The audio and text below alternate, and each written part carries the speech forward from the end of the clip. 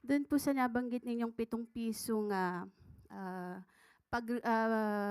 baba ng Duterte administration, puwede po ba ninyong i-clarify 'yun kung talagang 7 piso, gagawing 7 piso kada kilo yung bigas that time, or yung sinasabi po ng dating pangulo na reduce o bawasan lang ng 7 piso yung presyo po ng bigas? Nasa news na po yan. Maaari po niyong i-refer po ang news patungkol po dyan. So, malinaw po na reduce po yung nabanggit, pero kayo sabi ninyo sa inyong vlog po ba yun or whatever, yung 7 piso, sabi niyo pangako 7 piso at parang sort of gano'n. Puwede po ba linawin lang natin yun para hindi naman na pagmula ng vlog? fake news. Sa vlog po ba? Napanood po sa Hindi ano. po yata yun nabanggit sa press briefing.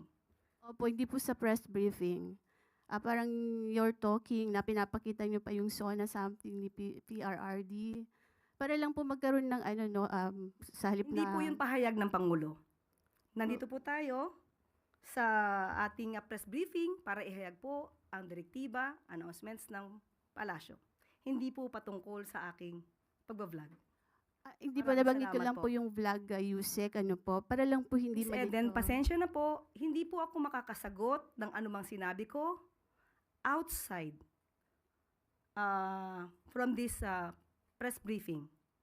Kung ano man ang aking naging opinion personal, pag-usapan natin sa labas at hindi dito po.